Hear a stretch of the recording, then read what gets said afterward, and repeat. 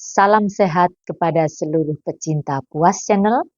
Kita berjumpa kembali dalam edisi edukasi kesehatan menuju hidup yang berkualitas. Pada kesempatan yang baik ini, kita akan berbincang-bincang di seputaran memperingati Hari Down Syndrome sedunia yang jatuh pada tanggal 21 Maret yang lalu. Para sahabat sehat, berbicara mengenai Down Syndrome, sebagian dari kita pasti sudah tahu atau sudah pernah berjumpa dengan beberapa anak ataupun pasien ataupun siapa mungkin sanak famili atau bahkan anak kita, ya. Jadi pada kesempatan yang baik ini kita mau berbincang-bincang sesuai dengan tema daripada Hari Down Syndrome sedunia kali ini tahun 2025 ini adalah apa? Improve our support system. Jadi tingkatkan dukungan ya, dukungan kita terhadap siapa? Terhadap penderita Down Syndrome.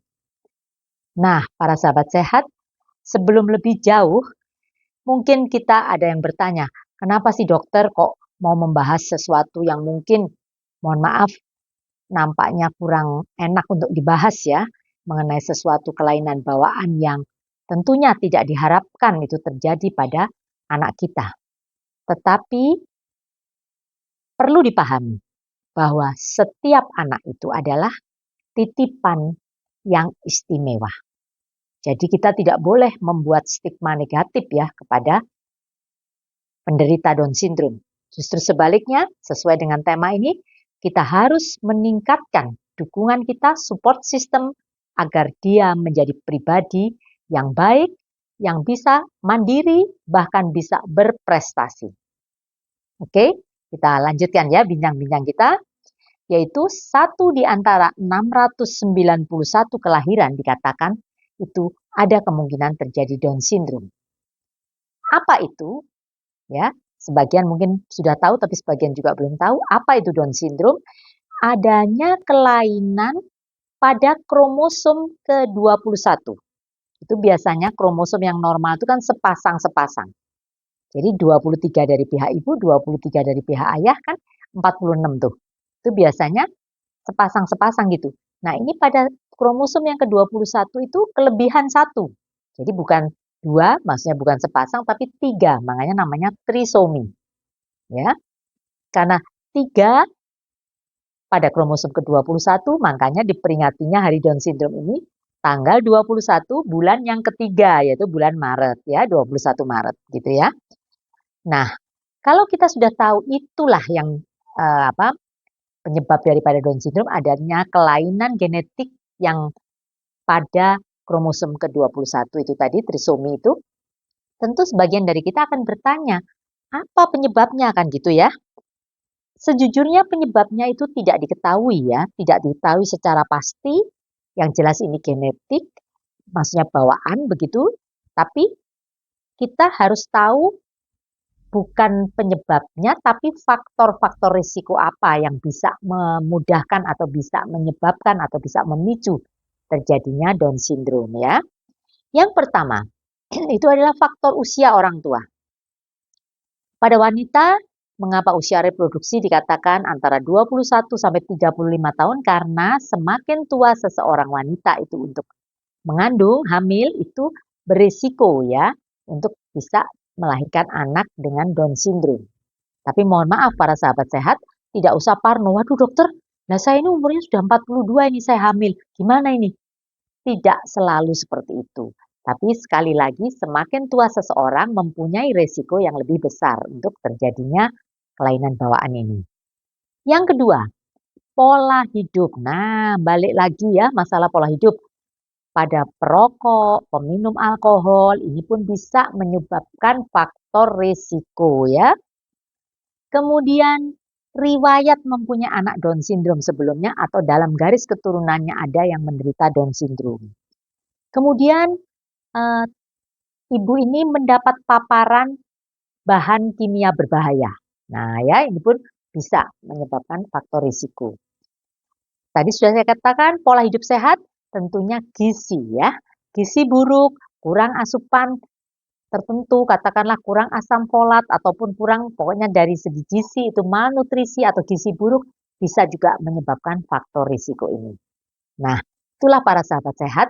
Kalau kita sudah tahu faktor-faktor risiko, nanti kalau kita masuk dalam bab pencegahan tentunya ini yang bisa kita intervensi atau bisa kita apa istilahnya kita tata laksanain ya supaya tidak terjadi atau tidak menjadi faktor risiko terjadinya Down syndrome. Nah, tadi sudah dikatakan, mau ngomong masalah penyakit apapun, mau ngomong mengenai kelainan pada kehamilan, itu semua salah satu yang paling penting adalah pola hidup sehat. Jadi, jangan segan-segan atau jangan bosan-bosan kalau saya mengatakan pola hidup sehat terdiri dari pola diet, pola pikir ya, nggak boleh stres begitu, juga pola istirahat ya. Itu semua termasuk di dalam kategori pola hidup sehat. Oke, jadi kita sekarang melanjutkan ya bincang-bincang kita setelah kita tahu penyebabnya, faktor risikonya. Sekarang kita juga pengen tahu gimana dokter deteksi dininya ya. Karena kalau deteksi dini, seorang ibu yang hamil pada trimester pertama bisa diperiksa dengan istilahnya pernah dengar NIPT, non-invasive prenatal test ya. Itu diambil darahnya diperiksa begitu bisa ketahuan begitu ya. Juga dari USG, tapi sekali lagi USG ini kalau ada kelainan misalkan kelainan jantung atau mungkin diameter kepalanya mungkin lebih kecil dan sebagainya. Tapi secara umum nggak bisa detail begitu ya, nggak bisa ketepatan akurasi USG untuk mendiagnosa Down syndrome hanya mungkin 50-60% saja. Jadi sekali lagi itu perlu penanganan bahkan perlu biasanya saya konsulkan ke konsultan feto maternal untuk memastikan ya. Jadi sudah ya, jadi masalah penyebab faktor risiko sudah, deteksi dininya sudah, nah, sekarang gejalanya. Nah, ciri-cirinya anak yang lahir dengan Down syndrome, mohon maaf dari segi wajah saja sudah terlihat ya. Ini matanya cenderung sipit dan garisnya ke arah atas begitu ya. Jadi garis matanya tarik ke atas begitu, lehernya lebih pendek ya. Kemudian lidahnya tebal besar begitu, kemudian jari-jari tangan maupun kaki itu pendek-pendek begitu. Tinggi badan anaknya juga lebih pendek daripada rata-rata. Kemudian apalagi telinganya lebih kecil begitu ya, lebih rendah kalau ditarik garis dengan garis mata begitu. Kemudian nah ini 50%-nya ada kelainan yang lain juga, kelainan jantung, kelainan gangguan pendengaran, kemudian gangguan saluran cerna, bisa juga ada penyakit autoimun ya. Tumbuh kembangnya juga lambat begitu, motoriknya eh, apa ya seperti lentur banget gitu ya, bukan bagus pinter balet begitu bukan ya, tapi tidak wajar begitu. Jadi tubuhnya memang motoriknya kurang bagus sehingga tulang-tulangnya juga lebih lentur seperti itu. Kemudian juga ini IQ-nya. Mohon maaf, memang IQ pada anak Down syndrome memang tidak bisa disamakan dengan anak yang normal. IQ bisa kurang dari 70 atau bahkan yang parah bisa hanya sekitar 20-30 saja begitu ya. Nah, kalau ngomong mengenai tumbuh kembang, tentunya seorang dokter anak mempunyai kriteria sendiri. Jadi nggak bisa ini anak Down syndrome dibandingkan tumbuh kembang dengan KMS-nya anak yang normal. Jadi tumbuh kembang yang disebut dengan terlambat itu harus sesuai dengan kurvanya daripada anak Down syndrome sendiri ya. Jadi sekali lagi itulah gejala-gejala yang mungkin kita sudah tahu mulai dari wajah, mengulit face dan seterusnya ya. Tadi sudah saya sebutkan mulai dari wajah, mata, hidung, lidah, leher, ekstremitas tangan, kaki dan yang lain-lain ya. Nah, terus ini para sahabat sehat ya. Kalau sudah tahu ciri-cirinya seperti itu, nah apa yang bisa dikerjakan? Terapi apa untuk pasien yang Down syndrome ini kan? Nah, yang pertama, harus dilakukan intervensi sedini mungkin. Maksud saya, terapi, katakanlah terapi bicara, supaya dia tidak terlambat bicara.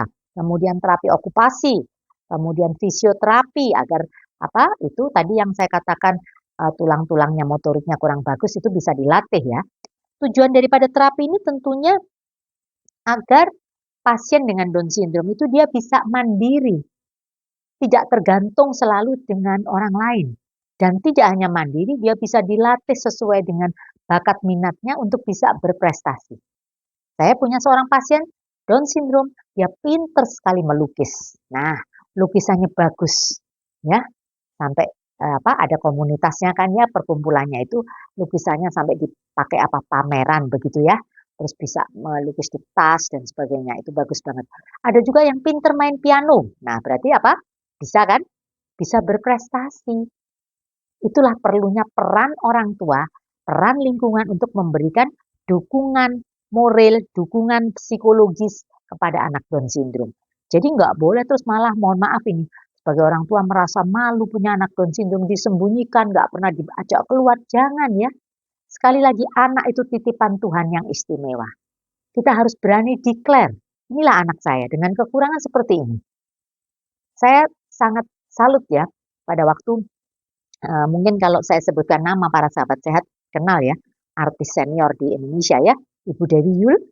Ada anaknya yang juga punya kekurangan kan, ada yang masalah pendengaran dan juga mungkin bisu tuli seperti itu, tapi hebat. Bisa sampai lulus S2 dari Amerika, bisa berprestasi jadi programmer, jadi IT, itu peran daripada orang tua yang memberikan support ya.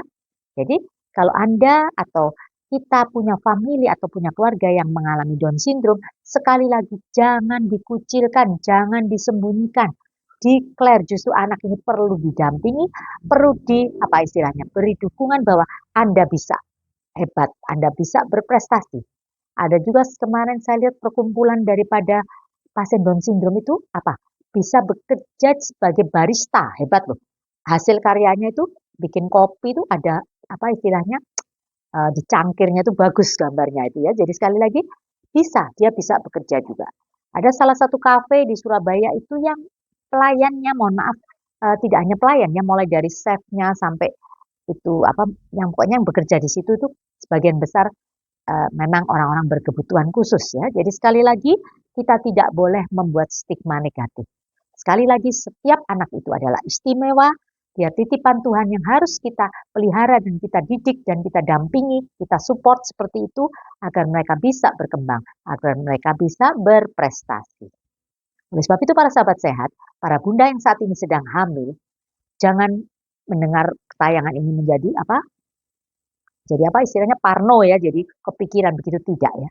Tapi sekali lagi kita bisa mengantisipasi, mencegah itu tadi dengan cara pola hidup sehat, makanan bergizi, periksalah antenatal care yang baik, yang teratur, yang berkualitas begitu, minum vitamin yang disarankan dokter, mungkin juga minum susu atau mungkin juga makan sekali lagi gizi seimbang itu tadi ya.